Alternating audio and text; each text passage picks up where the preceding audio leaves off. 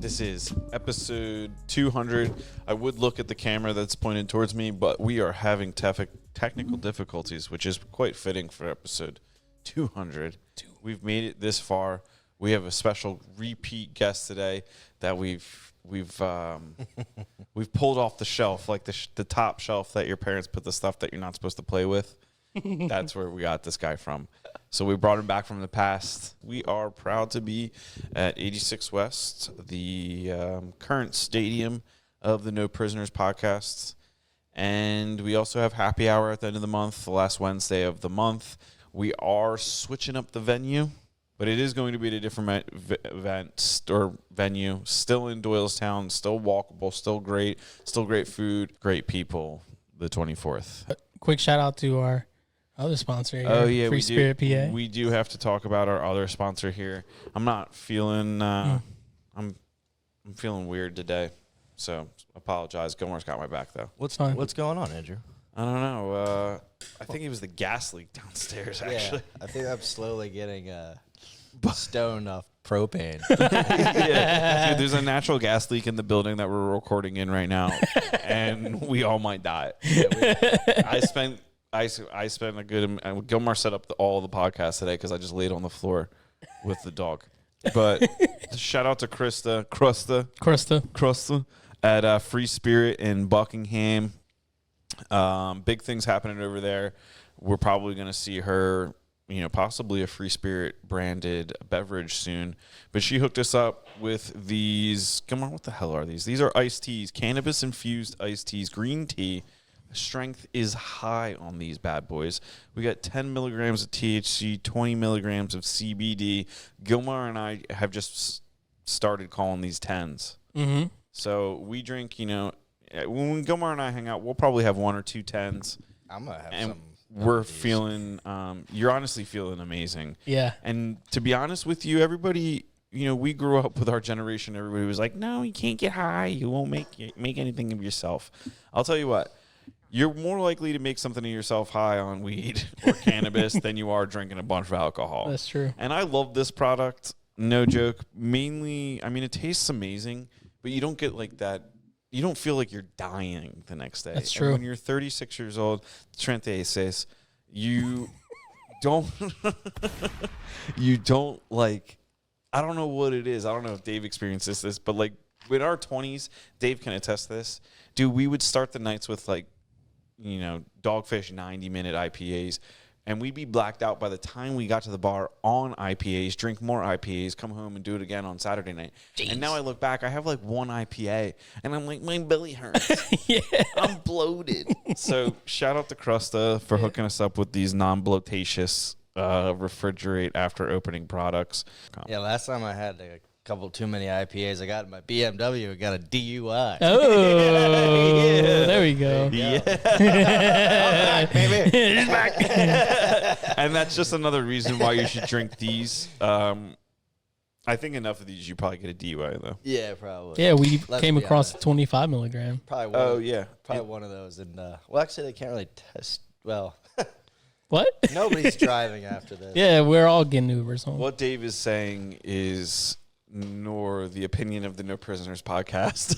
I just realized I had a cup of ice in front of me for my drink, and I was like, wow, that's so thoughtful, but it took me like 15 minutes of sitting here to associate a warm drink with a cup of ice. Yeah, shout out to That's how behind I am today. Our podcast production assistants for putting the ice on the table. But I wasn't going to do this, but cheers to episode 200. 200. Cheers. This is fucking Cheers, Dave.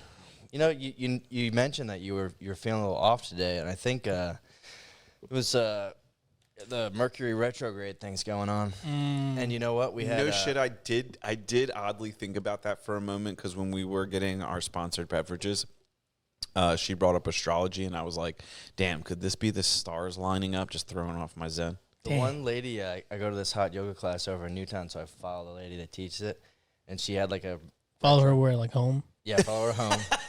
Follow her every day. I follow her on Instagram. She had like a post about retrograde or whatever, and it was like technical malfunctions. I don't really believe necessarily in that stuff, but then you're like, if something happens, you can kind of attribute it to that. So I go back and forth. We were talking about this earlier also, that like I used to not subscribe to any of that stuff at all. If you told me you were into like the planets aligning and like Zen like I don't know, speaking to spirits and things, I'd be like, get out of town with your crystals. But one day I was like, I don't know where I was. I think Ariel and I were on like vacation in like the mountains or something like that, and I was looking up at the stars at night. And I was thinking to myself, I'm like, you know, it is kind of arrogant to think that the planets and all that have zero effect on us. So then I think started it's more feasible than like believing in some celestial body that's like, you know, but I think like there's a God type situation. Yeah, but I think there's probably like a scenario. Knock on wood, God, sorry. Yeah, shut up. Yeah, bless up. Strike thee down. Light that building on fire with a propane leak. On the week of the resurrection, David. God, Son of a damn bitch. Damn it. Yeah, but I think that there's a world where like the God thing and the science and like it could be the same thing. We're attacking it from different angles, but like, what if we just like we don't want to accept certain aspects of it because you're like, no, that's magic. But if you go over here and you're like, atomic bomb, not magic. Yeah, you're like, holy crap. You know what I'm saying? There's a lot of think things about in that science stuff. that's like. I think about like our advancements in society. Like think about atomic bomb, whatever AI is going to be, the fact that somebody made a table. Like I don't do any of this stuff. I am completely useless. But thank God there was people before me that like were able to figure this shit out. And most of it is like engineers and scientists or people that are geared to that way. I'm like, and then I think about, I'm like, I offer the world nothing.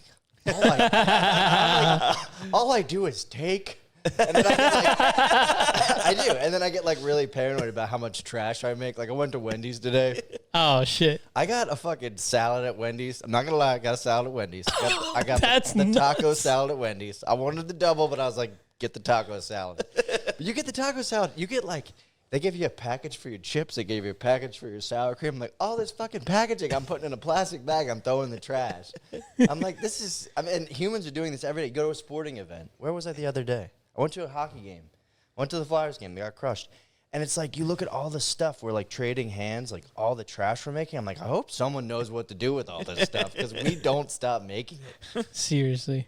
But you know what? If you could come up with like a way to monetize trash, like other than just collecting it, I thought about you're the that. man. Like thought dudes that recycle metal and things like that. Like if you've ever met someone that scraps metal for a living, like a real scrap. No, but I've seen them. Oh my Yeah, God. I've You go seen down them. to like the marinas down at the shore, like Atlantic City and stuff like that, like the big boats, and you look at the yachts. A lot of those are like scrap metal dudes and like things like that. Yeah, I was reading an article about You see the guy. the names on the boats, it's like scrap it. Scrap it. There's a guy down in the Golden Nugget who had like a big yacht down there, like a 90-foot yacht, and he said like he made his money like doing stuff like that, and then he would take his money and like buy distressed debt so that he got his yacht from some guy who couldn't afford the yacht anymore, so he got the yacht for like 25 cents on the dollar. I'm like, that guy, Yeah, dude. he's been hustling for like 65 years. Yeah. You know? Like That's big props nuts. to that guy. But it's really like if you have to be disciplined. I didn't like consciously do this, but I heard this idea after the fact that like if once you make your first $100,000, making it to the million's like difficult. But like once you have that first $100,000, it's like pretty like straightforward how to get there. But like if you once you hit like that $10 million to $20 million mark, when you're Yeah. like you literally can do things where you're just like you turn over money very quickly. Well, the power of Buffett says that a lot. He's like, or Charlie Munger always said that. He's like, make your first 100,000. He's like, if you can make your first 100,000, getting to like 0 to 100, I always tell people like 0 to 100 is tough. You got to scrap, you got to work, restaurant job, you got to do whatever you can do to get that money. But then once you go 100 to 2, it's like, it's not that much harder. Than 2 to 3 is like, you only have to make 50% of your 200. Yeah, I started learning like it's wealth and like income. I don't think I necessarily I knew they were separate things, like from a definition, like I knew that, but I don't think I really appreciated that until you make a lot of money and then it's like all of a sudden not there anymore because you either didn't save it properly, budget properly, or like the tax man comes and you owe the tax man like a big check, or like you know, you want to like, or you get in situations where you want to make the next move, but you don't have enough cash because like you weren't smart with your cash. So you still have some money, but like you're like, damn it, I should have been like more on top of it. I think about all the stuff I did in my 20s, like all the stupid money you spent. Yeah, I do And then you're too. like, can't get that back, but I think sometimes though, like I spent good money. I spent money on shit in my 20s, but I also lost money doing business. And there was a period of time, like I'm now starting to get cool with it, where I look at it as kind of like college debt. yeah. It's like, yeah, I lost all that money, but like I learned from it. Gilmore's been witness to this, like with wood drops or different things. Like each time, if you don't appreciate, it's gonna sound cliche, but if you don't appreciate the lesson in the loss, you're an asshole. But if you can come out of there, like I came out of a business separation where that sucked. But like at the end of it, I was like, damn, like I feel like I didn't want to get cocky or anything, but I was like, damn, that was like an experience and that we all navigated together on like everybody's side of the whole thing, that I was like, oh damn, like we all kind of learned a lot from that. So like the next time we go to do something, we won't lose that money again. If you lose the same lesson again, you're a fucking asshole. I was just talking to a buddy yesterday, and he's kind of dealing with, he got into like the trucking business. So he bought a truck, and he was working for this company, and he was making decent money, making really good money. And then he had a couple, I guess he had like a traffic stop that went bad. Like he had all these violations. So he got let go from that company. Now he's working for another company, like making significantly less. And he calls me last night. He's like, I'm paying my bills, but I'm not making much more than that. And he got in a situation where like he doesn't buy the truck. He like puts equity into the truck and like gets to use the truck or something, but somebody else owns it. So like if he gets out of the business, he'll lose the equity he has in the truck. And he's Sounds like, really weird. yeah. And I'm like, what did you? I'm like, He sounds like an indentured trucker. a little bit, but like that's how like there's businesses set up for that, right? Like so. I told him, I was like, don't do anything rash. Like figure out, like what you need to do is figure out how to get back into a company where you can make money. But I was telling him, like, I've known this kid for 6 years and his life has just been, he makes like one mistake and then it sets him back. And I told him, I was like, when I was younger and doing some stuff and I lost money on like, I didn't lose money on the house flip, but I lost out on making money because I spent too much. My parents and my mother would always be like, well, you learn these lessons. And I'm like, yeah, but there's got to get to a point where I'm like, I got to stop learning lessons.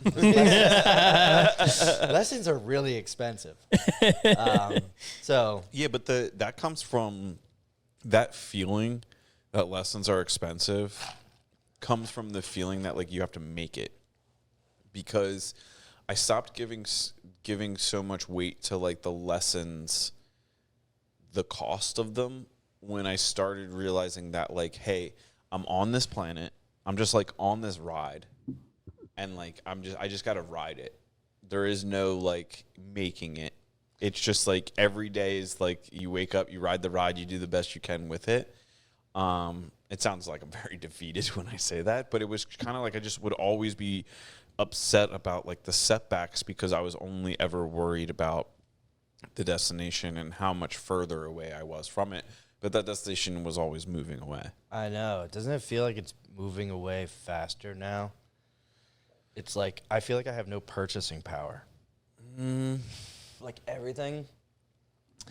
If I had the money I have now and it was like 7 years ago, I'd be like, I'd go on a little bit of a spending spree. I'd be like, I'd buy like a property, whatever. But now it's like the same thing you wanted 7 years ago is double the price. And you're talking about like assets. Like I'm talking about properties. Yeah. And that's like kind of how people, measure themselves. They're like, oh, I have a house, I have this, we measure ourselves by like the things that we have, houses, cars, whatever. But now it's like you got to be real careful with your cash because you're like, I don't want to get involved with like another student loan situation where I owe the bank so much money at an interest rate, and the only leverage I have is refinancing. Like that's not a good game to me. No, yeah. This whole year, I'm focusing all of 2024 like on removing any sort of like debt or like obstacle like that. Yeah. Like Ariel still has a decent amount of student loans. Like we're going to pay that off. Like all these things that like you just don't need. I think the material idea that like in order to like feel like you're doing okay, like you need a certain type of house and everything like that. I don't know if I'm really if I feel those. I understand the idea that like in order for me to feel good or for me, my peers to think I'm successful, I need a certain type of house and things like that. Like, I understand that. I literally sell that for a living in some regards. But for me personally, I've always been focused on something further away, and like currently I'm only focused on like I want to be able to be in a position financially where like I don't need to work. Yeah. Not like nice. and not be struggling, but like so I know that like if I can sacrifice, like I live a great life. Like it sounds like I'm sacrificing this huge way, but instead of spending, as I make more money and I like build on that, I don't spend more. Yeah, if you're like a solo man operation, I mean, obviously you have dual income, but like you don't want to be stupid with that. And it's like really, I see a lot of people getting involved into, you know, I like, who knows, in 10 years, like if there's ever, you know, any sort of like economic disruption and people lose their jobs, which I see, like my company's laying off a ton. I was just telling Gilmar, like, I probably shouldn't say that, but like, we're like, people are getting let go, and you're like, the human side of this is like, these are people with families and people that have, you know, mortgages and bills, and you're like, you think about the impact of that. And then I have friends that in the last like couple of years have gotten into houses on the expensive side, and rates that are expensive. I'm like, wow, like your mortgage must be a lot. And not that buying a house is a bad idea, but like some of these loans, I'm like, I don't know. Buying a house, buying a primary residence is a good idea. If yeah, if you don't overpay. Yeah, and you're planning on staying there, and you're planning on like, because like you don't just buy a house and then you have a house. Like you then have like a primary residence is like sometimes it provides stability, not an asset though. But I also feel like it provides like intangible things for the person too, because it's like now you have a home base, you have a place of peace to go to. Like it probably helps you perform better, like in your day to day. Like just the fact that you like go to work, you work really hard, because you know at the end of the day, it's like you have a place to go that's your home, even if it's your apartment or whatever. It's like the place in which you live kind of like if you live in jail, like. Oh, I'll subscribe to not this. really incentivized to do much outside because you're going back to jail. I subscribed. I understand what you're saying, because there was like a neighborhood I lived in a while ago I hated so much. And when I moved out of there, I was like, the place we moved into, I was paying an insane amount of money for it. And I didn't care because I was no longer in that other neighborhood that just sucked the living life out of me. Mm-hmm. And like I do think your environment is a thing, but I don't know, and it's none of my business, and I don't care. I don't think people save money. Like I don't think people. No, like, I think it's very hard to too. Yeah. Unless you. Sometimes I I think it's hard to. Budget. Sometimes I don't think so. Sometimes I think it's lack of discipline. I think a majority of the time I think it's. When I say it's hard to do that, that's because like I have issues where I'll like I watch my money really closely, but then I'll spend like 20, like it's like little things too. But like, you should spend it. You're making it to spend it. But you have to set a budget where you're like, I'm not going to spend more than $300 this month at the Indian buffet. You know, I can't do that again. Like, haven't learned that lesson, I guess. Maybe sometimes you gamble your entire paycheck on the Blackhawks game. You know, these are things you gotta, figure out. Not that I do that, but I've done that. But I was reading something about like how much like now that we've like nationalized sports gambling, how bad that is for economies. Because like there's all these men out there. I think women probably bet too, but I would say it's overwhelmingly men. I don't know any women that bet. I know a couple, but they do it because they think it's cool. Yeah. And how old are they? Like 21? No, they're my age, a little younger. Oh, okay. I think ESPN was like running a commercial where like these two women were at like a gathering or something, and the one like looks at the other girl's phone and she's like placing a bet and like, are you gonna take San Diego to cover the spread? Yeah. And I was like, you guys aren't gambling. Yeah, get the fuck out. Like, I gotta chase this. It's like bad. I was listening to Delbert Levitard like years ago, Dan Levitard show, and he was saying like, you have a gambling problem when you're like chasing you're betting the Hawaii game because it's the last possible game of the night. I was like online a couple months ago, And I was like, I bet like $4 on a horse race in Australia. And I was like, I got to close this app. Yeah, right dude. now. My cousins were betting. I remember one time we were hanging out. It was midnight. And they were betting on Asian tennis or something. And I'm like, bro, you guys are too deep in. Dude, recently, like I've been on FanDuel since 2018. And my lifetime loss is like negative 1,900. So I'm like, all right, in 6 years, I've lost $1,900. Which isn't bad. It's not going to break I mean, if that was, So, but recently I'm like, I was like going like 1,500, 800, 1,500, 800, like as far as loss. I couldn't break it. I'm like, I should probably stop. And then like the other week, I was like $1,000 and I gambled like $900 in 1 week. And I was like, I got to stop doing Holy this. shit. Yeah. Well, it's like, it's not bad. I mean, it is bad. It's bad if you do that every week. Yeah. So I deleted the app. I called my girlfriend. I was like, hey, look. I needed to just like fess up to you. Just like I have money to cover this, know this, but like don't let me gamble anymore because I've realized like I started playing. I'll bet like games, but then I started playing like online casino games, which is like the real mark of an asshole. Because it would be like 1:30 in the morning. I'd be like, I want to play some craps or play some roulette, and you'd fucking win like $100. You're like, oh, I'll take this and then you're down. You're like, let me put $300. And then I was like, dude, stop doing that. This is like the beginning. Because I have friends that are degenerate gamblers. Oh, man. And what I've noticed is like, the more I, like, because they'll text me like, oh, what do you think about? I'm like, dude, I'm done. Like, I can't. I don't want to give you advice. I don't want to even think. Because I'm like, that $1,900 can become $10,000 very quickly. And I have friends that are in the hole, and they joke about it. I'm like, how much are you down? Like, I always like, I take screenshots of my FanDuels. I'll share my P&L with my friend. He's like, dude. He's like, I'm down $20,000 probably. Damn. This is a guy with a house with kids, two kids, wife. And he's like, Dave, I'm married. I have 2 children. This is all I got. Holy and I'm shit. like, fuck. Like, but I don't know. He's also got his parents and his in-laws. His name's Mike. His name is Mike. His parents and his in-law kind of like fund everything. So I think his wife's like insulated from seeing. I'm like, how does she not know that you're dumping?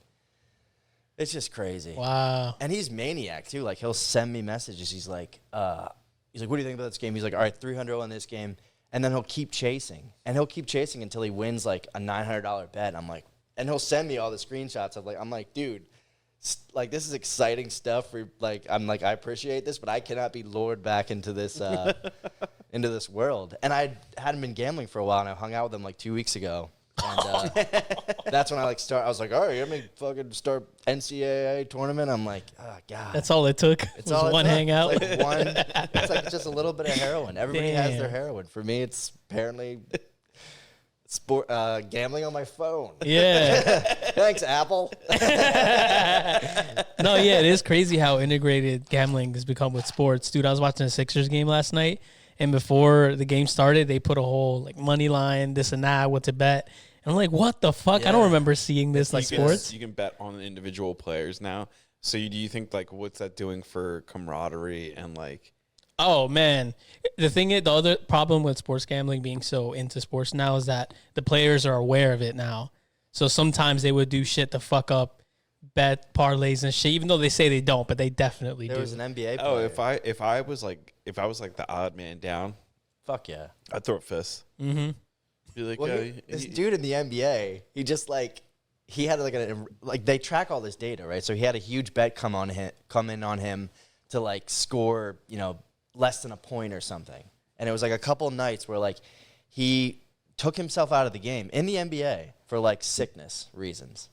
So like somebody had placed the bet in pre-warm-ups. He took like one shot like for the regular game and said, I have like a back spasm. So now they're investigating him and his friends because what they think is like he told somebody to bet knowing that he was going to take himself out of the game. Like Shohei Ohtani. Like that's, I don't know if have you heard about that story? Well, it's called bet fixing. Right. It's a big business. It's a big business. It's called drywall, Dave. I always thought they should have like flashcards for guys that like don't know what tool names are, so they don't sound like douche. Like I don't want to say bad words, but like they don't look like bad in front of their dads. Yeah, their dad's like, hand me those channel lock pliers. Like this spatula? He's studying at night, just fucking Yeah, French. That's a market. You should come up with like an adult kids book, like all this stuff your dad didn't teach you. Yeah, exactly. Like just coloring books for like 35-year-olds that have zero skill sets. And the intro is just like scenarios that might lead you to rereading this book. Be like, did your dad go to 7-Eleven for lottery tickets and not come back when you were 7? This book's for you. And it's like, do you find yourself embarrassed in front of your father-in-law? This book is for you. Yeah.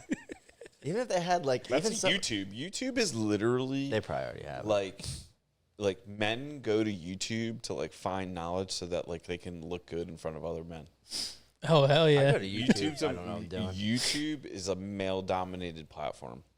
dude! I go on there fucking. I remember one time I didn't know how to change my oil, so I just looked it up. Yeah. No one taught me how to do that shit. He looks it up and it's just like an Indian guy being like, "Okay, call this dealership. He's going to change the oil." I You remember don't have the to do first anything, time. friend. Like, oh fuck, he's right. I remember the first time I had to like jump a battery, and I like had the cables. I'm like, let's just call my dad real quick to make sure like we know which one goes on which one, because I know black was negative and red was positive. I know that now because it's a terrible association. I'm like, black is negative. I'm like, that's terrible. I never even thought of it that way. That's crazy. Even the cars are racist. I never thought of it that way, dude. It's terrible. But in all honesty, if you go like, it doesn't matter what color wire you put on there, because as long as you go the right poles to the right poles, it doesn't matter. Yeah. But apparently some shit can like go down if you You're fuck supposed it to up. detach like the cords and put them on a certain way. Yeah, like the detach even a certain way. I've never thought about the detach. I'm always just like, just don't touch them. You just take it off your car as fast as shit, and if the surges, it goes and blows up the dude's car that you jumped. Yeah, I was at a Taco Bell not too long ago, and I was like sitting there. I like turned my car off, but I turned the radio on, and my battery went dead after like 20 minutes, and I was like, fuck. This guy next to me, he's like, I get out of my car, I was like, do you need to jump? Or he like knew I needed to jump because I was like, I had the hood popped. He was like my Taco Bell savior. And I was like, sir, can I buy you a spicy gordita crunch? He was like, don't worry about it, amigo. And I was like, I've had like some weird moments in the last like couple months of my life. Like I'm in AC, and I think like the gambling gods send down like these little angels every once in a while. Like sometimes there's just these perfect games. Like New Year's Day, Liberty Christian University or whatever was playing Oregon for some crazy reason. The FBS was like, yeah, let's put Oregon against like a team that just got into the Division I like A circuit like last year. So it was a huge lopside. I bet it heavy. I won. Down 1,900 lifetime. So didn't make up for anything. But I'm at the casino later that day because I'm in Atlantic City, and this guy walks up to the roulette table. He's like, $100, splits the 17 and 20, hits for like $1,700 and walks away. Damn. And I was like, that was it. I was sitting there playing roulette for like 2 hours. The guy walks in, he's like, puts it. I'm like, follow his bet, follow his bet. That's a gambling angel. Oh shit. So if I'm ever sitting at a table and that happens again. Dude, he fucking did it. He walked away. He blessed you, walked away. It was amazing. Oh, like, man, that was Jesus. So Wade just came in and put a bet down, hit big, and walked away. Yeah. I've seen people do that where they'll like put a $25 bet on like each table. Like you can see them like go down the row and then not hit or whatever. I've gambled so much in my life. God damn, I haven't seen that one. Yeah. I was on a cruise ship once. Holy shit. And this lady and her husband were taking out, oh, Jesus, $100 chips on the roulette table and just being like, and losing. Like hand after hand after hand. They must have put, between the two of them, every single spin of the wheel, like, I don't know, $3,000. Their whole 401k. It was amazing. And then I saw them get off the ship. He's like, yes, sir. I would like to bet my whole 401k. You're like, sir, you can't do that. You gotta go do it. There's a video of a guy that did that. It like took his life savings and it's on YouTube or something. And he's like, he took his life savings and bet it on black or red, and he hit it. But it was like $80,000. And he was like, "Are you sure you want to do this?" Because he had His like life cameras. savings? Yeah, he was like, 80 grand. I know. I was like, oh, sure. At that point, you could definitely get another 80 grand. Yeah. But How old was this guy? If you're like, he was like 17. a little older than us. He's like up there. Shit, gambling. Just stay away from gambling. Yeah, kids. yeah, kids don't do it. Did you find your way here like pretty well, like in this treacherous Dude, rainstorm? It was terrible up here, and that's one of my stories. So Mercury in retrograde, right? Mercury and We're going I might back. need to know one of these. Yeah. No, well, we only got 25 milligrams from here, so We can split it. buckle up. It's still 25 milligrams. I'll go into the ends of the earth. I get up here and I'm like, you know how like we've hung out before, and then Yeah, we've especially in hung out my a lot. early 20s, like I would just be like flaky. I'm like, oh yeah, like I feel like I would always say yes to people, and I was like, really, where I was just be like, I've always had problems with like, not problems, but like I have some friends that are like really good at selling an idea or like getting you into like you're like, oh yeah, I'll go, and then when push comes to shove, you're like, I don't really want to go. But like sometimes you can't do that where it's like a vacation. You're like, dude, you got to get to the airport, and I'm like, all right, I'll be there. Or like we drove out to Colorado one summer, and my buddies like show up to my house. They're like, get in the back of the car, and at Scion TC coupe, all of our camping stuff, I had to like crouch like this all the way to Colorado. And yeah, I was like, I'm not doing this, but I was like, you have to do this now. You have to. Anyways, but I would like flake. So I got up here. Mercury in retrograde. Let's not forget. I had to piss so fucking bad. So I'm you like, went to Ventresca's. no. So I'm good at pissing into bottles. I'm like, I just angle my jangle. And I'm like, all right, I'm good. Like, I'm in the clear, but I took my eyes off the prize. Oh, no. And I didn't piss on myself, but I guess I was tilted in such a way, the angular geometry of my pissification, I spilled piss on my pants. Oh, no. I have a text queued up to you, and I was like, dude, no lie, I just pissed my pants. Yeah, dude, I'm not going to lie. Just tried to piss in a bottle because I couldn't hold it. Pissed all over my pants. I was going to send you that because I was like, I can't come all the way here and be like, Andrew, I can't. I'm going to go do this fucking podcast with piss on my pants. Then I was like, holy shit, that's a lot of piss. I was like, so I drank a lot of water today, so it wasn't like that heavy, stinky piss. Yeah. So I pull into Fred Jessica's, piss all my pants at that expensive pants store, and I'm like, do you have jeans?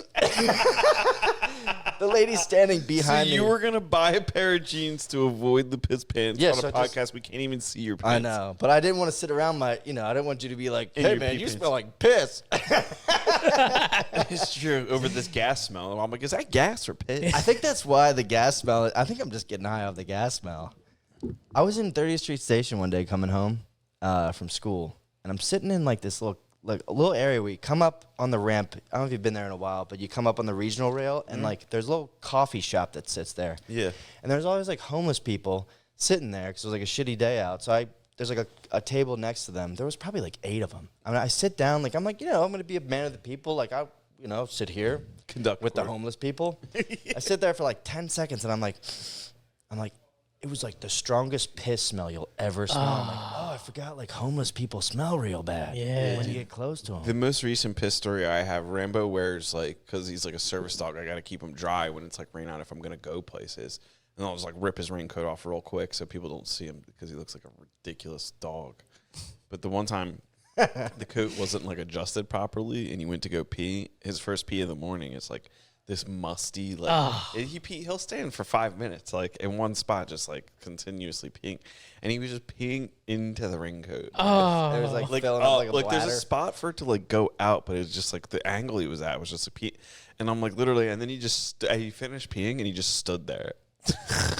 He just stood there like, you put me in this raincoat and now I'm covered in piss over his beautiful golden hair. And I felt so bad for him because like I knew in that moment he knew like he wasn't clean anymore. And he looked like so disappointed. He was like, Oh, Rambo. He's such a good dog. Yeah, dude, he's the best. he just looked at me like, and He's I'm like, really mild. You've done a really good job with him. But like, I always think like, sometimes I thought you were like overkill with dogs, but like you have to be because dogs are wild animals. And if you like ever go to somebody's house and their dog sucks, it's like the worst thing ever. Yeah, no, it's a big thing for me. Even though like despite the fact that he's a service dog, I still would have trained him to a certain level of obedience because one, like you enjoy your dog more Way when you more. guys are like when you guys understand each other, and then two, like it's And there's a really like hierarchy. the main thing for like when he has like he goes out in public and like you're not supposed to pet him, it's because like he's not supposed to be like going up to people. Right. Like he's supposed to leave everybody alone. He's supposed to be completely neutral to people. And for the most part, he really is. But people don't get that like it's not. It's to keep him well mannered. Yeah, yeah. They kind of take offense to it. They're like, well, yeah, it's a weird thing. But like, again, if you don't keep a short leash, no pun intended, on a dog, like they just go nuts. Like We gotta set boundaries. I've been over like a few of my friends have dogs, and it's like you don't even want to hang out because the thing's like in your crotch, it's jumping all over you, and they're like, they'll make excuses, and I'm like, this is not the way a dog should be. Like and Yeah. some of it's like the breed, like they're such a good breed to have. Like people are like, oh, he's a rescue from like a volcano, and it's like not even a dog, it's like a fire breathing dragon.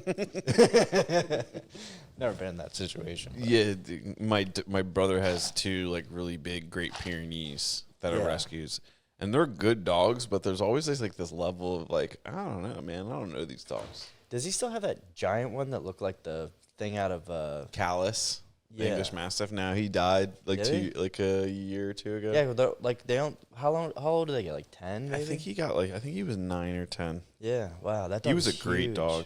That was Other the than he was- biggest dog I've ever seen in my life. My brother's a bigger dog now. That dog was like 8 feet long. Yeah, he was huge. I remember when I walked in your house, I was like, "Is that?"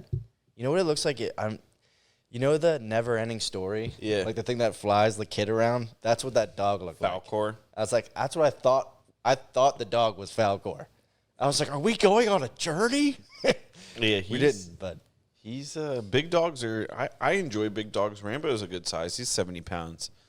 But like when you get into really big dogs, there's something about like just like it's like having a beast. yeah, You're like, you feel like Hagrid. It's like yeah, exactly. You Like, feel this is- majestic. Yeah, I can see that. Plus, it's like I guess if you walk around with a dog like that, everybody wants to be like, hey, it's a good way to like meet just everybody. If you're like a networking person. Yeah, I guess as long as your dog doesn't look like it's gonna eat people. Yeah, that's true. That's a good way to not meet people. Yeah, like if you have a problem meeting girls, just get a golden retriever puppy. Yeah, but then you gotta take care of it. Yeah. Make sure it doesn't die. That, or if you got a cute nephew or niece, just ask your sister or whatever for the kid for the day. Walk around the mall. I think a good way to meet women is to buy a boat, and then also to try to get that boat to drive on land. If you can get the boat in the water and then on land, you got yourself that is how you meet women. Because women love boats, but you can't get women don't go to the beach. You can't be if you're driving around the beach trying to hail women, that's kind of weird. But if you take your boat up on land and drive to where the ladies are, because us human beings, we don't live in water, so. That's a good point. Yeah. But the boat might look silly on land. Well, but once if it it's gets on in it- the water, it looks like a boat again. Yeah, That's true. a good point. Like if you have a sick boat on a trailer and you like pull up someplace, like Oh you're, like, yeah. But what if you're like on the water and you pull up to like the beach, Fuck, you're like, now hey, you're thinking. you're like, hey, ladies, you want to get on my boat? You're like, You pull up to a place and you're driving a boat into like a restaurant parking lot or even like a Chi-Chi's or something like that. People are gonna turn and stare. Oh yeah, for sure. Like my dream is to make $1 million and buy one of them duck boats, and then I'll just retrofit it. I'll be the coolest guy in town. one of those like duck boats in the city that like drive on land and Yeah. water. R.I.P. to the one that like crashed in the Delaware. Do you remember that like 10 years ago? Yeah, it's like, well, the motor like- stopped. The motor stopped, and it wasn't powerful, so the You know this- current like took them away. Oh yeah. Yeah, I think that's what happened. Didn't people like fucking die? I think like an older lady maybe Oh, tried to God. like somebody drown. I don't know. Could you imagine, I'll look it up. That's why, like, sometimes I have a hard time believing in God because somebody was like, "What's Grandma gonna do today?" You're like, "She's going to the duck boats," and everybody was like, "See ya, Grandma. Have a great time." And then, like 3 hours later, like, "Yeah, this is Sheriff Tom Johnson from the Philadelphia PD. Are you the survivor?" Like that's the phone call they got to get after all that elation and joy. They're like, "Oh, your grandmother's dead." Like shit. Yeah. Yeah, the funny thing is, like, I googled Actually, duck boat deaths, and the suggested thing was how many people died on duck boat accident, and there's multiple duck boat accidents. Damn. I remember. These things do are you not. remember the These one things being are in no joke. Philly? What? Do you remember the one in Philly like a few years ago? No, one in Philly. I think it was like probably 10 years ago. I think Are we were in duck our boats safe? Are duck boat tours safe? Duck boats are not as stable as traditional boats and can easily tip over in rougher or high winds. Yeah, they're the high. Yeah, it's like a. I wonder if they sell something like that now that I think about it. Like if they sell a car that's also a boat. They do. They like sell ones that look like legal. Corvettes. Yeah. They sell one that look like Corvettes or like boats that just like they make them look like the wheels like. Oh shit. Yeah. It's the real deal. That's a good way to save money. 'Cause you don't buy a sports car. Don't buy a boat. Buy a sports boats car. Yeah. Sports Sports boats boats car. Yeah, and I like that. There you go. Dude. Trademark that shit. Fire the weapon. Sports boats car, baby. Fire the laser. Oh, we do need. Yeah, you gotta get some lasers. Yeah, on you're that right, shit, dude. dude. Like shoo, shoo, shoo, shoo. We definitely gotta get some beep in there. I was just flying back from Colorado and actually Gang flying violence. back from Minneapolis because I flew from Denver to Minneapolis to Philadelphia. And on my flight back, I flew Delta. I like Delta. They got the TVs in the back, so like I love being on a plane because it's like it's this experience that you can't just have any day of the week. You're going 800 miles through the air, like Yeah, you're flying with like a tube full of people. I'm listening to my favorite tunes and I'm watching like Empire Strikes Back, like with the subtitles, and I'm just like, this is a good time. Like I've never done that. That's yeah, nuts. man. Oh, I had like a Music nice. while watching a movie. Oh, I love it. Oh, on like planes, I love it. There's not many places I would do it. I'm not like sitting at home doing that. But when I'm on a plane, That's kind of like eating on the toilet. Oh, dude, who hasn't done that? I don't think I have. I've done that at least. Have a you ever handful of eaten on the times. toilet? No, never. Neither have I. I can't. I had to have. I'm a real piece of shit. I've got to have eaten on the toilet before. I wish there was like a story I could tell you. Like actually, a month ago, I was having a salami sandwich while taking a ginormous shit. Wow, impressive. That's impressive as shit. Oh man, shit. Oh yeah. Shit. So, anyways, I used to like not love flying, but I think now I'm like more comfortable with it. But I also need like levels of stimulation. I think it like takes away from the fact that like this is kind of like a crazy thing we're all doing right now, and the fact that they're landing these things all the time, every day, like. The percentage, I mean, the 6 Sigma or whatever, the percentage chance that like anything fails, and then the fails, like even the redundancies they have, like if something's, I was on a plane once and they're like, we have there's a dent in the aircraft and we're past due for inspection or whatever, so they had to like change planes, so we had to sit there for like 2.5 hours. What do they call that? You get plane delayed or whatever? Yeah, just hang out, layover. But they were like, Flight delay. these are like, you kind of feel good because like at least, you know, they're doing the inspections beforehand. You know what I mean? But it's like it's just an amazing. We were talking earlier about like just advancements in society, and wanted to go off on that tangent, but we didn't. What? We're just like flying around in space, like the Just fact that all we're the like, shit that we're doing. It's like crazy that we're doing all this shit. Yeah, this shit. Yeah, we're like this shit that Even we're this doing right shit, now. oh, dude, I go down those rabbit holes all the time with people, but people look at me like I'm crazy. I'm like, do you believe what we're doing right now? I don't even know how it works. Like, I don't look and read how it works, but like, if I was running the country, we'd still be like making stick fires. Like, I don't even know how to make a lighter. Like, somebody made a lighter, and now I can make a fire. And then somebody made a furnace, and now you can like replicate like the surface of the sun. You know, see they're doing that in China or something. They have some sort of generator where they can get it to like the temperature of the sun for like a couple seconds or some shit. What? Yeah, it's like the world's most insane like soldering iron. Well, that's like my biggest thing, at least with like mainstream media and things like that, is like the stuff we choose to focus on is so ridiculous. I think we should all agree upon like it would be really great to have like really smart kids across our entire country. Like insanely smart kids. Like how do we, like why are we worrying about like the big argument this week was like Easter was trans or some sort of like gender holiday or non-gender holiday. I'm not sure what it was. I just know I've picked up things from like secondary shit. I don't even want to comment on it because I don't even know what happened. But it's like that's what we're choosing to focus on instead of being like, yo, how do we get these kids that aren't doing well to do well, and how do we get the kids that are doing well to do better? Like let's build some little super soldiers, because if you think about it, I mean, without getting into like solar Romo like growth economic models or anything, if you invested in kids, like those kids are going to grow up to be like the next generation of creators and leaders So if you started and focused, said everybody over the age of 10 right now, fuck them. Like, we don't care what you do. We still, want you to do good, and, we'll help you over here, help you. But, like, what if we just took all the money that we're sending to Ukraine or something like this and literally just dumped it into kids somehow? What would our country look like in, like, 15, 20 years? Much Would be better. unrecognizable. We've much better shape. But, like, you also have to make it interesting for people. And you were saying, like, the stuff that we spend our time focusing on is so, it's, like, scary, useless. Yeah, I try to not to, like, I'll get caught up in drama. But like you're Like, we had a little kids are doing that. Yeah, but we had a little difficulty with, like, the happy hour for next month.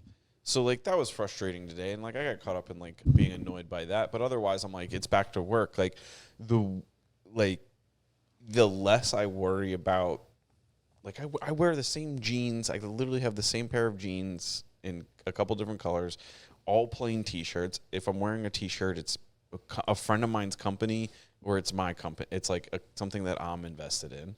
Like, I don't believe in this. Like, I mean, this Calvin Klein jacket's fucking fire. Yeah, I was gonna but, like, cut this otherwise, tab like, off. name brand shit's But just this is not. $60. Yeah, Like, but the I got only this thing on that a I wear discount. currently that has, like, a name on it is his company. Yeah, I didn't. You know what? When I just saw this the other day, and I want to snip it off because, like, I don't want to advertise. You know what I mean? Like, I don't like stuff with insignias. Dude, that is a nice coat, though. It I is. wasn't ragging on your I, Calvin dude, Klein. I went like 2 years without a winter coat because I'm just cheap as shit. Yeah, I know. People don't know, but I know this jacket was a purchase for you. Yeah. It was like It's not like you don't I have think money. about- yeah. You just don't spend it. No, I don't. You hate spending money. I used to, like, do. I But I will gamble it away, and I will buy stock. I used to, like, when you used to, like, some of the times you wouldn't flake out. You were just busy working because you would work, like, a normal job.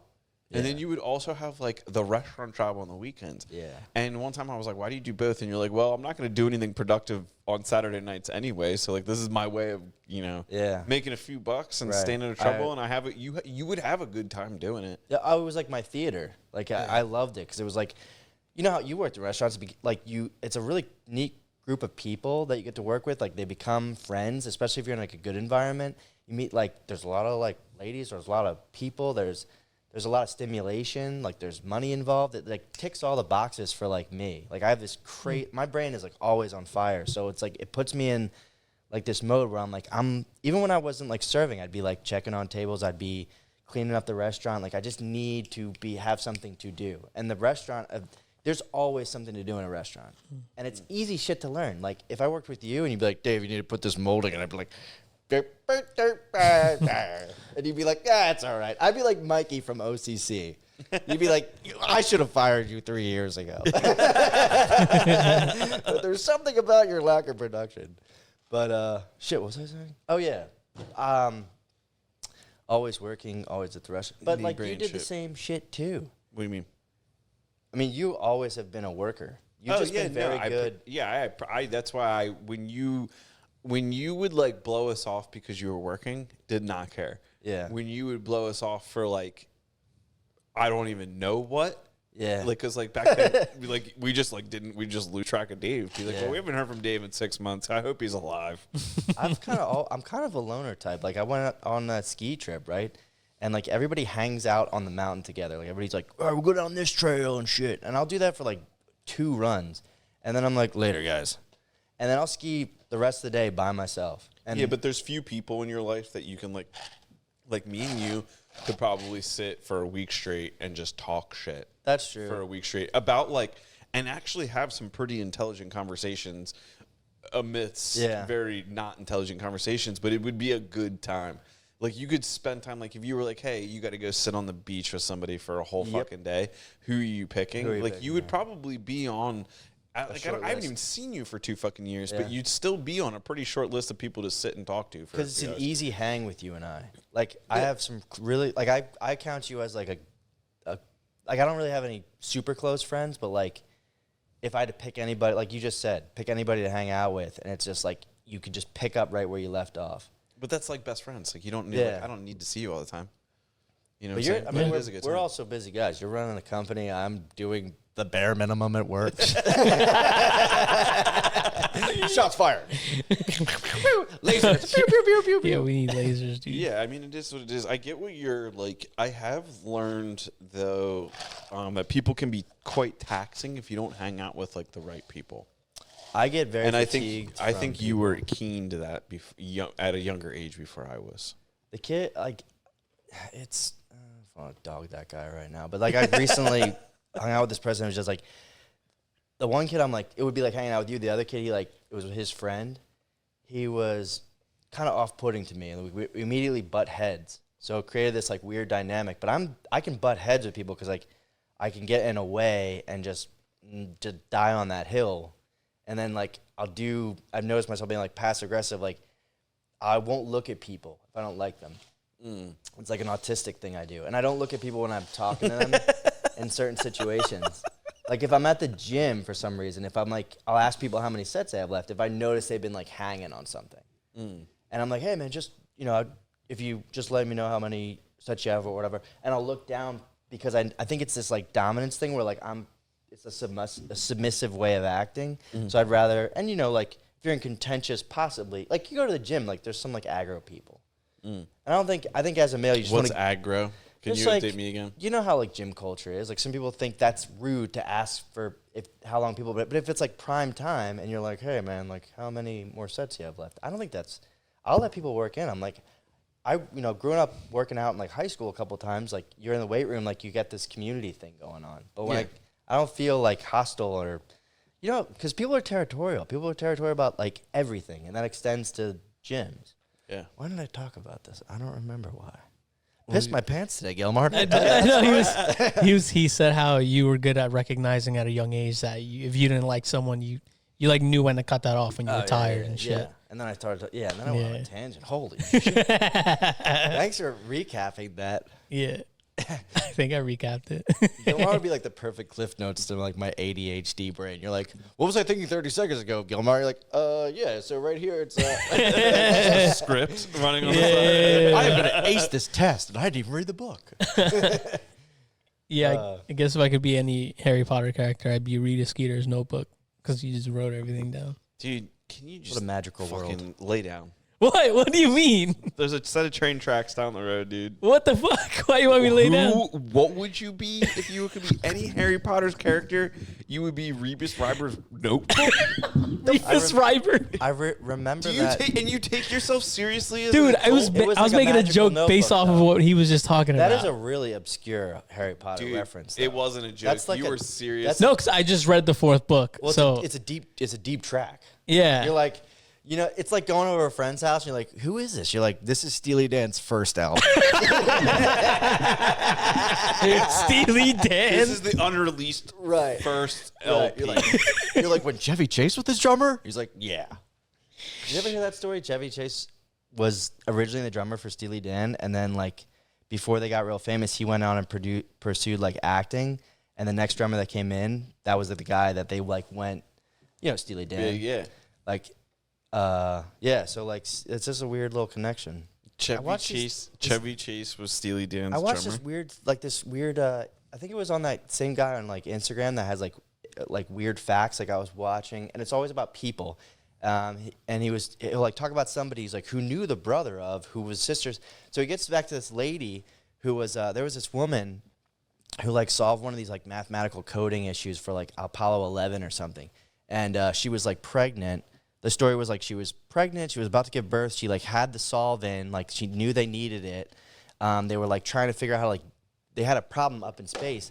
She was the mother of like, so the moral of the end of the story is she's the mother of Jack Black. Oh yeah. Did you see that? Like this smart ass lady, like it makes sense that like Jack Black's mother's a fucking computer scientist for NASA in like 1960s. Yeah, he's a genius. He is a genius, dude. He's a real big dude. I love School of Rock. Jack Black's a really smart guy. The first interaction I had with Jack Black was probably like Saving Silverman.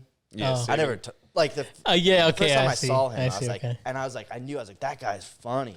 Like I remember watching Shia LaBeouf on like Even Stevens on the Disney Channel, and like there was something about him. He was like a tour de force on screen. Yeah, and I felt that same way about Jack Black. Did you feel that way about Drake when you rode around on a wheelchair? I'm not a big Drake fan.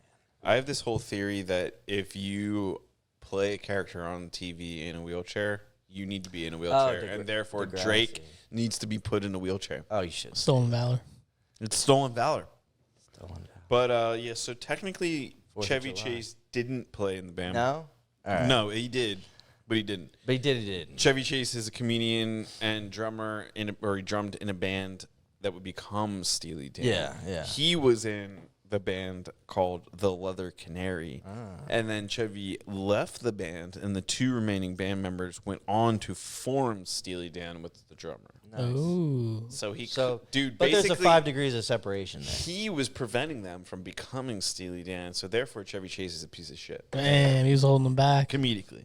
Chevy Chase is like in his mid 80s now. I saw a picture of Gene Hackman. Yeah, Gene that's 'cause Hackman we're is old. 94. That's because we're older now. Yeah, we are older. Yeah. How do you feel about that with age? Forever young, I wanna be. forever young. Yeah, that's a good song. Do you really want to live forever? Forever. No, I'd be Snape though. You wouldn't be Snape. I'd be Snape. I think that'd be. I'm not saying I am Snape, but I would like to be You Snape. just finished the 4th book. Yeah. The Why? Goblet of Because Fire, he's he's an asshole for It's a most of the great books, one. and then he's a hero. with the tournament. Yeah, with the Yeah. tournament. No, he's just cool as fuck. He used to be a Cedric Death Diggory? Eater. Dude, you Cedric Diggory. Yeah. Shout you're out. the furthest thing from Snape.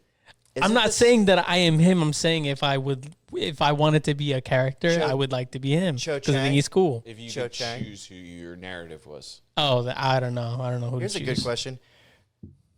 Who would you fight Mortal Kombat as? If you had to go into Mortal Kombat, like seriously, like you just got thrust into another dimension, but you had the ability to choose your fighter through your combat. I'm going Scorpion because he's always been. Oh, I was gonna say Scorpion too. But like, There's is this seconds. knowing the storyline, or is this just knowing fighters? Just who would you want to be? oh, definitely like Mortal either Kombat. Sub-Zero. Okay, that was my second or Sub-Zero, Reptile, or who's the guy with the laser eye? Kane. Or, Johnny Cage? No. the laser The eyes. guy's like Laser just eyes. like a jerk off who like is a womanizer. Oh fuck. Or the guy with the Gorgo, with the guy with the big arms. Is that Yeah, right? he's like a boss guy though, so you're not allowed to be him. No bosses allowed. Okay, so I can't be like Shang Tsung. Yeah, no. Your yeah. soul is mine. We should make that a soundbite. Your Oh, soul dude. is mine. Oh, that'd be I remember dope. when that movie came out and it was like "Du-du-du-du-du." That theme song when they did it like for the movies. I was like, this is boss, dude. But that song outside the movie is gay. Eh. 90s gay. Yeah, it's a little Here's tacky. here's the thing. But I'll still like put it on a run mix or something. Here's the thing I want you to chew on. That year that the Mortal Kombat thing came out, everybody you knew did karate.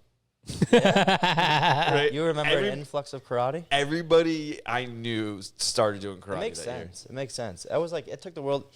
Mortal Kombat is like Tiger Woods. Like it's just like these things that happen in the course of like a civil. Like you could mark that on like a timeline. Yeah, Tiger. Like there's like Tiger Windows, Woods- Mortal Kombat, Tiger Yeah. Woods, Joe 9/11, like Yeah. all these crazy things. You that would happen. put 9/11 and Mortal Yeah. Kombat on the same Yeah, time. I'm so confused right I now. mean, Like, this if is there was a- How did we time- get there? It's a Here- large timeline. Here's the scenario.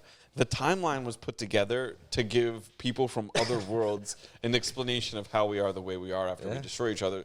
And like you I just think put like Mortal first we came out with Mortal Our love Kombat of after violence. Judge Dredd. We loved violence and then we came out with this thing and then boom down we're dead. Do you remember where you were on 9/11? I do. Where were you? I was in 8th grade, 7th So or was 8th I. grade. I was I in was 8th grade. in Mr. Kaminsky's woodshop class. I was in Miss Borger, who was hot. Music Shout class. out, Miss- Shout out, Shout Miss out, Borger, if Miss you're out Borger. there. Yeah, If you're out there. Lasers. Shout out. Oh, there you go. There it is. Or fairy dust. Yeah, it's beautiful. Wait a Fuck her second. up. You have a gunshot and fairy dust. And I love how they're on opposite ends. You're like, is that based on mood or is that No, I just random? yeah, these just Like hit came. the green one. Hit the one to the right Yeah, above. you can pick. I'm gonna run it back. Okay, so we got some laughs. Yeah, dude. How about the yeah, let's go through 'em. Let's go with the what? Let's go. I'm just marveled by things. One of my favorite bands, the drummer, he has like a drum pad. Yeah. So like he's got these songs that kind of sound like he's got like kind of African instruments, like things that would or not like you like south like old world stuff. Like from civilizations. Like you think of ancient civilizations, like he would have stuff that would sound like that. What the fuck? Yeah. So, but he'll mix that into like his like, so it'll be like, you know, the snares and the drums, and then and it's usually on like he puts them in so perfectly. But So what kind of music does this band make? It's like hard rock. It's Tool, Danny Carey from Tool. Like if you listen to like the opening of so like I'm a huge music file. Are you? I love music. Really? And if someone shows me like some cool shit, I'll like definitely save it. Have you listened to Schoolboy Q's new album, Blue No. Lips? Is that like rap more? Yeah. Yeah. I'd have to get like into rap. Oh, But so I you don't haven't. really listen to rap? I don't listen to rap, but then like I'll hang out with my like the guys I went on vacation with. Like they'll put like Gucci Mane on the way out to the mountain. I'm like, this is kind of cool. Yeah, Gucci Mane is cool. I'm like, I don't typically listen to that, but I'm like, I could listen to this. And then also like newly, I've kind of liked like house music. Oh, house music is big right now. I've gotten way back into house music. Yeah, me I'll too, listen man. to that when I run, but then when I exercise or anything else, I'm listening to like usually rock or like old like light rock from the 70s. Like I love listening. Dude, I listen to like Gordon Lightfoot, like. Yeah.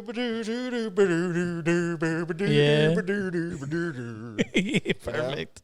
Like your dad's music. Yeah. I think we have to like keep that torch burning. Like we talked about Steely Dan earlier. Like people 3-4 generations should know about Steely Dan. I think they will because, I you hope know, they do. Everybody keeps sampling those tracks. yeah, but I feel also when, you know, your parents might have played the music and then it's nostalgic to you hearing it. You probably heard it as a kid, so you somewhat keep that alive. Yeah, but what's the other weird thing about that is like nobody listens to music from like 1920s anymore. Oh, that's true. Dude, I mean, pirate shanties. People are like, I bet you this 1920s hit. I hope it lives on for generations. And then, like 50 years later, no one listens. Like somebody put it to me this way. I think they said like, and you might have to fact check this, but right before like rock and roll took off in this country, like Bill Haley and the Comets, like Rock Around the Clock, like the #1 charting songs were like Doggy in the Window. So people were like, my doggy in the window.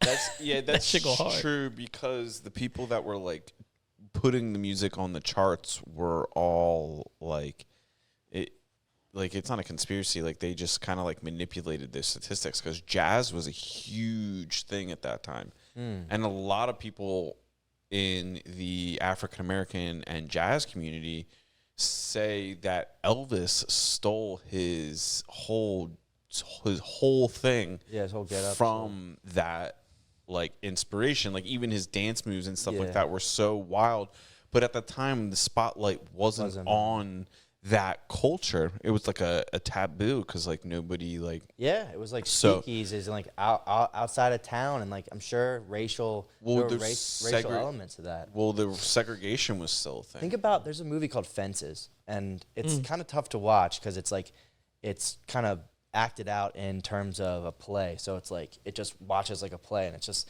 But Denzel Washington plays this baseball player that like never he like played in the Negro Leagues. That's not bad to say, right? Nope. And but could never make it to the major leagues and make the good money, even though he was like one of the best players there, and he always felt slighted by it. So like in the one of the motifs of the movie is like in the play is like he's just got this kind of rage in him, and he's raising a son and living like he works as like trash man in like Pittsburgh, and it's like a powerful thing. You think of like these guys so many people were denied the chance to become something great because of shit. Yeah, so it was ultimately like I won't engage in this conversation with a lot of people, and nobody listens to this show, so it doesn't matter. But basically, racism as a construct is relatively, it's attributed to the South of United States. Because if you think about slavery existed prior to the United States. There were more European slaves in Africa, and there was slavery everywhere. Like there were more slaves brought from Africa to Brazil than there were slaves brought to the United States from Africa. So if like you think about it that way, why is Brazil not the way the United States is? Right? If there were more slaves there, shouldn't there be like this oppressive culture? I mean, Brazil's not it's not a tea party, but they don't have the separation that we do. And that's because the South, in order to when, you know, the United States seceded from, or like pulled independence from England, like there were slaves that were freed instantly because of that. Then the Civil War and stuff like that happened, and like slaves were freed instantly because of that. And the South had to hold control over the situation, and they, like, racism, from like all of my readings, is basically the tool they used to maintain the control that they thought they had. Yeah. And all they did was just kind of cause this huge big damage. What people also don't like to acknowledge is that the South, like the Confederacy, the Democratic Party kind of came from that. So like when people talk about how like oppressive and like, or specifically when African American culture references the United States being systematically oppressive, like they're not wrong, because the value system and the words and the terminology has changed, but the same party that was trying to control things back then is still controlling things now in the same manners, maybe different tools or different contexts, but it's still this manipulative context that they've had this whole time. So it's like, it's very crazy to think that like you can go to other countries that experience slavery, whether it was African American, Europeans on Europeans, Africans on Africans, like slavery has always been a thing, but you don't have the separation that we do. And then another thing that like nobody really wants to talk about, like statistically, and like just based on the data, like the African American community as a whole was doing insanely better prior to the end of Jim Crow. And like, I'm not saying I was pro Jim Crow or anything like that, but like when that community was allowed to thrive on its own, they were doing really great. And then when we were like, you know what, we're going to integrate everybody, it caused another whole problem that we have never recovered from, because all those communities were doing really well on their own, and eventually things would have happened. But like the amount of like people in the African American community that were working in like higher education or corporate jobs, it was fixing itself. Like I remember, I'd never been able to like get good literature on this, but I would like to go down this road on like a podcast, or like listening to historical podcasts.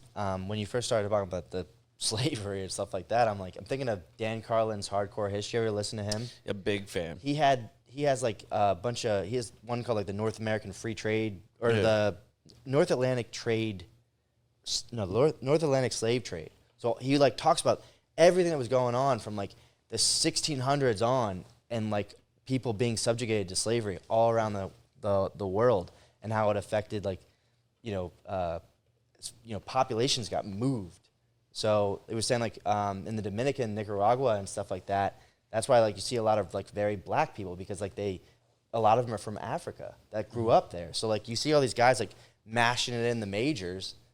They're like, all those Dominican Republic guys, you're like, man, this guy's really dark. But it's like, because he's got African descent. But there's also some historians that say that like the idea that Africans had to be brought here is like a bit demeaning, because there was world travel. Like all of the maps and stuff that Christopher Columbus coming to the United States was a pretty done deal. Like they knew it wasn't like this adventure where like we might fall off the earth that everybody thought it was. Like the earth was pretty well mapped out. Like the maps that he had were put together from maps hundreds of years old. So the idea that like Africans couldn't already exist in South America and couldn't have made that voyage across. Sure they did. It was 100% possible. That's what's crazy though too. It's like they thought of the world as so small, but there was things going on here for longer than they were over there. Yeah, so like I think that's a really interesting subject to get into. Like there was like the East India Company, like the slave trade did happen. That was a factual thing. Like they came across the ocean, but what if they came on their own too? Or prior to the slave trade, what's stopping them? Like some of the world was found, like we attribute that area of the world to like the central spot where civilization started. Like, wouldn't it make sense that those people would have technology to fucking sail across the ocean before people up? Like, it doesn't make any sense. What's crazy to me, I think about this. I'm like, I thought about this today. I'm like, why didn't they try to solve the Civil War before they got to the Civil War? Like, if you were to be like, They tried, I guess, because the problem with the Civil War was that was a bloody mess of like almost ruined this country. I mean, it kind of did. The country that existed after the Civil War wasn't the same country, because the North kind of it wasn't as like democratic, in my opinion. Yeah. Well, I it's funny. Like, I'm just I don't know. I'm gonna go down this route forever, but. Anyways, that hardcore history guy. I love some Civil War history, much, though. dude. Civil War. I like you had like 9 hours on World War I, and they were talking about how like when the Germans invaded France, they were coming out in like fatigues. They had tanks. They had all this military that nobody even knew about. The French came out to fight the Germans in the same uniforms they wore in the Revolutionary War. The same shit with like swords and shit. And the fucking Germans were like fatigued out from like Hugo Boss carrying like automatic like weapons. That's nuts to think about. And they just marched. Well, I think it was World War One. Well, Hugo Boss came in the World War II because Hugo Boss wouldn't have been old enough in World War One. World War One, I think that's when or maybe I'm mixing the two, but I thought World War One was like tanks were in World War One. That was the Kaiser, right? I don't know too much about. Yeah. So they invaded Belgium in World War One, right? Yeah, Belgium. We marched into Belgium. Yeah, and then Franz Ferdinand came with World War II. Okay, because in World War One in 1916, I think, was the assassination of Franz Ferdinand, and then that's when shit kicked off. And you know what? In the beginning of the podcast from him, he was talking about like he started talking about boxing. He's like, when you're a boxer, you can only take so many shots, and he's like, at that point in the world, the population had never been big enough to withstand a world war. There was never not like if you kill all the people, it's really hard to get like you got to spend a lot of time getting your people up. At that point in the world, there were so many people.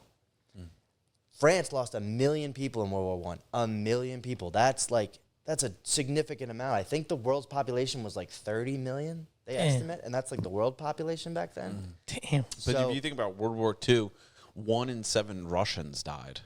Not soldiers, like 1 in 7 Russians. I remember always. I think that's 50 million people or something like that. And think about and they were like everybody in like the big numbers always like Russia's always 9 million Jews or whatever. It's like I think it's 9 million Jews. But there was actually like 12 million people in the Holocaust. So it's like we always talk about the 9 million, but like what about the other the other couple million that we forget about? We got a couple over here. Yeah, and then we talk about all the Russians. Like that's like when we get into like Russia, United States, like diplomatic relations, and America's like, fuck Russia. Like think about growing up in Russia, knowing that 1 out of every 7 people died in World War II, and then think, does America actually think they won that shit? Like Russia spent. Oh yeah, if it wasn't for the Battle of Stalingrad. So then you have all those countries, and then Russia's like, if a force like that, if a big army like that ever comes to Russia again, we're just going to annihilate it, no matter who you are. Yeah. And then the United States is like, you know what, NATO, we're going to call it NATO, and send it over to Ukraine. And Russia's like, you know what? This is too much. We said don't come this close. Now we're on. And everybody in America is like, dude, Russia's terrible. I'm like, no, Russia's just defending itself. They said for the last 50 years this is what they would do, and they finally did it. If NATO moved closer, and then they did, and then they were like, all right. So they've been battling over that area. I don't know. I think we forget very quickly, we have these instant ties with Ukraine. Like Ukraine was one of the most corrupt countries. They have those. There's a website that has indexes of how every single country's been doing its level of corruption. I didn't even know that just a couple years ago Japan got out of an actual economic recession, a bad economic time just 2 years ago in Japan. They were not having a good time. Damn. It was 2008 for us, 2009.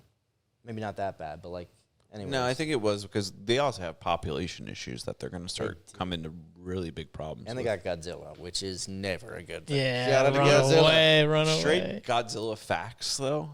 Have you ever seen how Godzilla just stands straight up in the ocean? Mm-hmm. Yeah, but at the same time, when Godzilla's in the city, he's as tall as the tallest building. I have a theory on that. But if the tallest building, do you know how deep the ocean is? The tallest building in the world, if you put it on the bottom, you could put 100 of them on top of each other, and it still wouldn't fucking stick out of the water.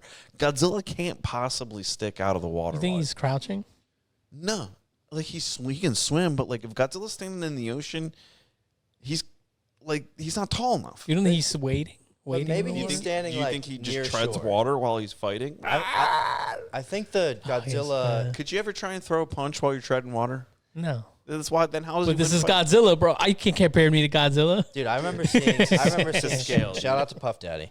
I remember seeing the Diddler? the Diddler. The Diddler. I remember seeing the Godzilla movie. Remember the Godzilla movie? Like it was like Matthew Broderick was in it. Yeah, that's that That second was- soundtrack. yeah. Dude, the soundtrack ripped. Oh dude. my god! Like Wake Up from Rage Against the Machine is Yeah. like the most.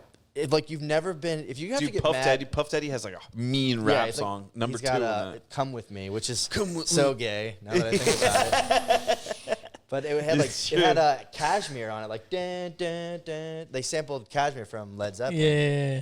and that was a Come pretty with me. that was a pretty hot song. I remember like MTV, like those were the days like you'd go home from school and like your hot neighbor was like watching MTV. You're like, can I watch MTV with you, hot neighbor? Wait, you would go home and your hot neighbor was watching MTV in your house? No, in her house. So what is this the same as the music teacher you followed home? No, I didn't follow anybody. I forgot we made that joke. So stupid. It's a hot yoga class though. I do it like maybe once, twice a month. If Who's the name of the instructor? Is it Katra? Yoga 6? Katra Love, she calls herself. Is it Yoga She 6? calls her Your Love. I don't think your name is Katra Love, but that's Patra Love. Yeah, Katra. Dude, she got a stage name. Hell yeah. That's what's up, man. That'd be like me calling myself like Sheriff Niddler. Sheriff Niddler. Gotta be real careful there. What a name. How'd you think of Sheriff? I don't know. That's a good name. It's a derivative. Are you good at just making up names? That's a derivative of Durf. That's a name. It's one of my aliases. Like my one friend's really good at saying random names. One time he said Spoon Wallet, and I was like, damn, that's a good one. Yeah. That's a good random There's a name. comedian out there right now. What's his name? Mark Norman, and he like does some podcasts. Oh, yeah. And like someone will say something, and it'll just trigger something out of him, and he like comes back with like just a quick word. He's and you're got "Fuck." challenges. Oh yeah, but he's. Yeah. I mean, he's successful. The guy like Yeah. goes out to lunch with Jerry Seinfeld, and he has a podcast with Joe List, and they talk about it because they're both Seinfeld nuts. He's like got a text from Seinfeld. I text back, no text for 2 hours. Like this is the stuff they talk about on the show. So he's like, I'm thinking like, do I send another text? Do I just wait? And the other guy's like, just wait, because Yeah. they fanboy about Jerry. Dude, hit me with some volume on the Bluetooth for this Puff Daddy track. I think if I could, I don't know. I would love to meet and hang out with like in the presence of Jim Carrey. That'd be so funny. Jim So- Carrey. He's just yeah. Yeah, Jim Carrey's a little nuts. This song was Dude, this song's so bang. hot, Yeah, that song's hard, bro. and right off the bat, Yo, he comes out. Doesn't he come out like right in the beginning hard as shit? yeah, he comes with like a big white, like he's on like an outside stage, and at one point during the music video, like Godzilla's like behind him. So even Godzilla liked this song. I'm watching. I just have this Godzilla's like, cover up. I'm gonna stop burning the world down for just a couple minutes while I enjoy this Yeah, it's a good song. P Diddler soundtrack. P. Diddler. The Diddler. This is Yeah. the only song that Puff Daddy ever did that was like on his own, not on somebody else's thing. Yo, seriously.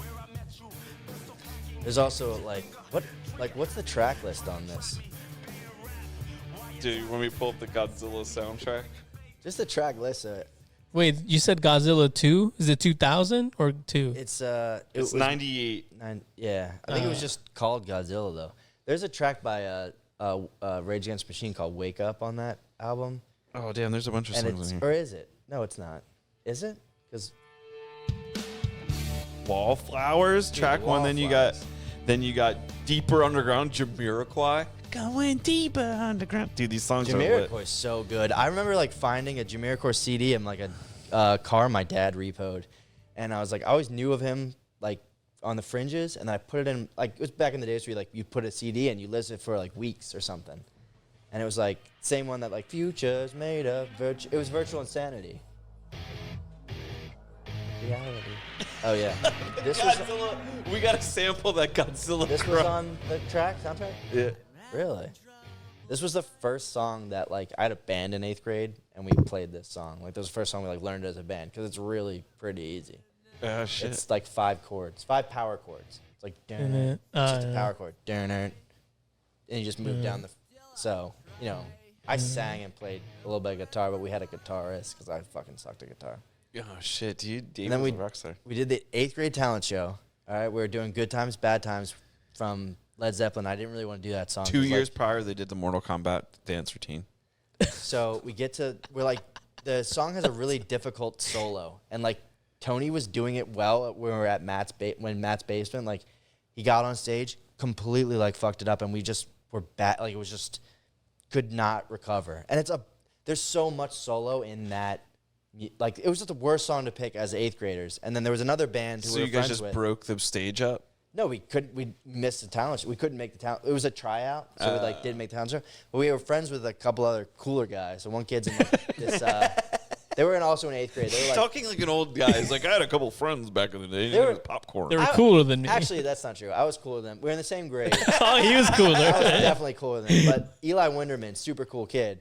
He's in this band called Dopapod that like they're kind of like a prog funk fish, like jam. Now band. we're in 2024 days. Yeah, but back then, so they covered Toxicity from System of a Down, and they were fucking good. They were like, they're all like, And that's a hard song. dude, the drums are hard on that. And this kid, Josh Abner, who was like, shout out to Josh Abner, ended up stealing my girlfriend senior year, and he was ugly motherfucker. And I don't think he's done well in life, so I don't care. Like if he had more money than Yo, we're talking about something that happened 20 years ago. still a cool dude, but like he was a super smart kid, but like just decided to go down the music track.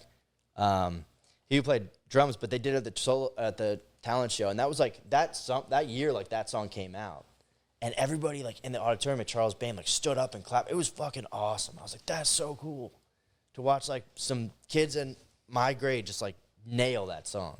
Yeah. They were And very then nail good your musicians. girlfriends. Yeah, and then nail my girlfriend. Not just 4 years later. God damn. I can conceptualize it now, and I'm like, it doesn't bother me, like even the thought of it. But like back then, wasn't that like the worst feeling? When, Yeah, like, oh, you, man. like, you lost your girl. You're like, oh shit. Oh, dude. Yeah, my cousin did that to me. Dude, Your I cousin was so stole mad your at him. girl? Yeah, dude, I was Wait. so mad at him, dude. Dude, Well, we weren't a that's thing yet, but he hilarious. knew we were talking, and then How he old like were you? swooped in. Dude, I was in Oh, know, so- 6th grade, 7th grade. But you weren't okay. so you were going to like quinceañeras with Yeah. the same, Yeah. and like your cousin was there with the girl you liked? No, she ended up telling me like, oh, I'm talking to your cousin, this and that, and I was like, oh, you were damn. 6 and 7. You should have beat his No, ass. dude, I was in the 6 to 6th or 7th grade. Okay. Yeah, so I don't know, I was 13, By 12. the I Lord feel of like going by- out back then was like walking to like classes together. Like, are you guys going out? And you're like, I always felt weird. I'm like, I don't take her anywhere. I just see her at school. Nah, Like, man, are you guys hooking up? And I'm dude, like, I would ride girls on what? the back of like my bike pegs and shit. We go. Remember when- Oh, you're cool as fuck. Remember when, remember was prude? Was prude a word? Are you prude? Meaning you hadn't made out with somebody? Did you guys have that? Yeah. That was a weird. I never heard that word. I was in this like little Christian school till like 7th grade. So when I got to public school, it was like a shock. Yeah. And like people on the bus would be like, "This girl," she's like, "Are you a prude?" And I'm like, "Huh?" Yeah, what does that mean? Like, of course I I'm am. like, no. But like I didn't know what it meant, so I was just like, no. No. She's like, I think you are. I'm like, no, I'm not. And it I have a that's not, girlfriend. She goes to the other school. Yeah. Right. I made out with a bunch of chicks. Because it was like there was an act of deep rooting. Like deep rooting was like I made out with her or him. I depruded him. I got the first time I made out with chicks. Out Damn with shit. chick He's bringing back in pruding. 9th grade at a dance. Like made out like tongues and shit. Oh. And I was dancing with a chick I didn't really want to make out with, but everybody danced with each other. It was like a small, Catholic school in Kamaligan in 9th grade. So it was like 150 kids in the class. Long story short, I'm like dancing with such and such, and then I like turned my head to like get like leave, and like I felt like this, and I was just like, all right, guess we're gonna do it. Guess I'm Yeah. gonna figure out how this works. And I was like, even if it wasn't on the bitch I wanted to do it with. But yeah, man, that was a weird time. And I remember like leaving that dance, like my parents picked me up. I like, went home and I was just like, whoa, I felt like a changed man. Like I had Yeah. experienced something in my life that would like forever alter the course of my existence. Wow. You just went home and did push-ups and checked the gambling line. I became a man instantly. Seventh grade, fucking Dave just smoking a cigarette, looking at the newspaper. Yeah, I remember right. smoking cigarettes, man. He looks at his dad. He's like, "Oh, Dad, I'll be with the rent. Be like, Brent, it's a mortgage, you idiot. I own this house. Whatever, I'll spot you. Shit. I got no more gambling for me No. until the next time I gamble. I said with drinking. I think I'm like, I haven't had this pull towards drinking in a while. And I know all it takes is like one time to drink to be like, hey, this is great. I need to do this again tomorrow. Or I don't even have that anymore. I don't think I ever stay away from it though too. No, I don't. I'll have like one drink maybe. I'll go out, have like an espresso martini. Be good to go. I'll have like one or two drinks max. Occasionally, like I'll have 3, and that's lit. Yeah, if I drink, I like drinking tequila because then I don't get hungover. Dude, I drink tequila. I had 3 drinks the night that we went to grab pizza, and we got, dude, like that was a late night. Mm-hmm. Yeah. One of us shouldn't have gone home, but they're not sitting at this table. What? Who? I'm not gonna say their name out here. Oh. Yeah, we got to keep names. Somebody should have eaten a few more slices of pizza. And Oh. it out. Yeah. That they I who know shall who not he's be talking named. about. Wait, the first time we went or the second time we went? I'm trying to remember if I've ever got too drunk around you. He's Italian. Okay. Yeah. Yeah, dude, I haven't drank since New Year's Day. Yeah, The last time I drank. That's a lie. I'm dead ass. Why do I have to lie about that? Why is that a thing now? Dead ass. That's always been a thing. I It's don't like not. it either. I've been It's saying like- that since I was in middle school. Like, it was made clear to me, like I don't like fire. People are like, that's fire. I'm like, that sounds young. Yeah, that one took me a while to get I into. like fire. But, Yeah. I like sending fire emojis. but I was That's fire. That one, I like the 100 emoji. Me I and was Tyler listening- communicate in fire. In I was fire. listening to Bill Maher, and he's like, that's just the evolution of like, remember people used to say that's hot. Now that's fire. Yeah. So like, I remember shit's that's pebbles. hot to me is like more nostalgic. Like I would say that's pretty hot, but I wouldn't say that's pretty fire. But I feel like eventually I probably will say it. I remember like in 8th grade. I feel like that's the gas fat. is getting thicker up here. Yeah, dude, I'm definitely. Should we wrap it up? Should we? do it. I just caught a What whiff. are we like, at? Like 1? An hour 27. Oh, shit. All right, Yeah. cool. How long do you Well, guys like to go for? Well, dude, you wrap up your story, and we'll talk about this gas blowing us up. Yeah. We'll close it out. I don't even know what I was saying. This has been brought to you by We gotta get it. Gunshots. We gotta get a picture of Dave before he gets up, though. Yeah, I gotta get up here more often. I always get nervous like coming up because I'm like I don't know if I'm what I should say. It's not like I've had anything exciting happen. Yeah, but your episodes were always like, these are like, we've had people, it died down because it was like 2 years, but like in that first year since you like were on, people would like ask when you were coming back because like you were a pretty regular staple. Like if you think about it, like we did this show now for 4 years. Yeah. Like people don't even know you anymore because they like. Right. They haven't gone that far back. That's why this episode's such a treat. Because there's people that are like now listening to the show that have never experienced Dave that are going to go back to episode 10 right now. And then there's episode like you were on like every 10 episodes for like the first 2 years, and then you just like. We got to bring the people back. Yeah. We got to unite the people of Yeah. America. But this is OG. This October. Yeah. Sunny is coming. This is I am OG. officially announcing my presidential bid for the new presidents to be the new president of the year for the next 4 years. Amazing. Yeah, see what I'm saying? Like, people My don't even running know mate this might type be of a dog. episode. And it might be that dog right there. This just used to be the podcast. Vice President Dog. I feel like we've done that President before. Dog. How good would it be if you just sent a golden retriever to like solve like world relations? They're like, President Golden Retriever arrived at Russia today and everyone lost their shit. The truce is settled. No more war. Yeah, I could see Rambo in a Navy Yeah. suit. Yeah. I think he look handsome. The Golden Retriever made tough negotiations. What country is The this? country of Russia does not angry against beautiful creature. Nice. There you go. Yo, what would it sound like if Rambo went to Kim Jong Un to negotiate a nuclear treaty? Come on. I'm getting in trouble for that. As a white guy, I'm only supposed to make fun of white people. All right. What if you was African? Go. I don't do a really good like Asian accent though. Like Oh, yes, I always do the South Park and Japanese one. Like a dolphin can whale. Yeah, the South Park one was kidding. crazy. Fuck you whaling. Fuck you dolphin. Shitty walk. I feel like Shitty North walk. Koreans like more snappy. Like it's more like a barking. I've never met a North Korean, to be honest with you. Yeah, I've never met a North Korean I didn't like. If somebody came to work and was like, hey, my name's Kim, I'm the new guy. So you sit down and tell them, where are you from? North Korea. And you're like, whoa. Like, I would go home that day and be like, I met a guy from North Korea. Yeah, I don't think I've ever met one. That's nuts. They recently launched that satellite into space and didn't go so well. They just lost control. They don't have communication with it. They're like trying to radio to it, and it's just like, yeah, it ain't working. And now a direct TV. That was it. I think I just hit my tooth on the mic. You hear it scrape? No, I didn't. I was like, fucking ate the mic. Like last week, the North Koreans lost direct TV into the outer space. So once again, proving there's nothing to worry about. What if their nukes were just like firecrackers? Like, I've never seen their nukes. no, dude, what if the satellite did work, though? Like, what if they got it up there and then they just saw how surrounded they were? They'd be like, oh, shit. Dude, to the border. Everything in space. Anyways, I would like to come back sooner. I mean, you could just come and hang out. We don't have to do a pop. Yeah. Yeah. Oh, yeah, that would this be is cool, good. too. This is a good reason to get you out here because it's like a significant thing. Yeah, true.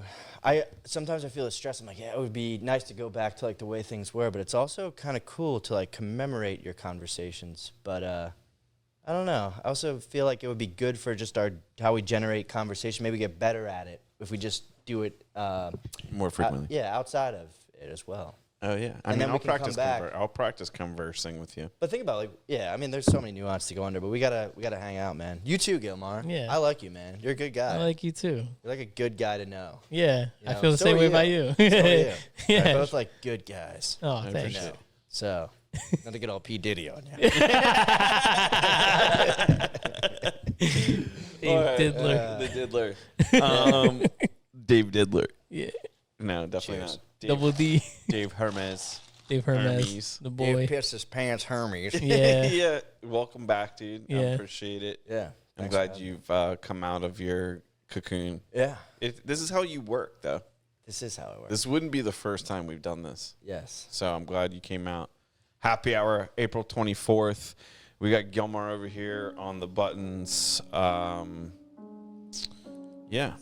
Episode 200. We made it. We made it. Thank you. And thanks for listening.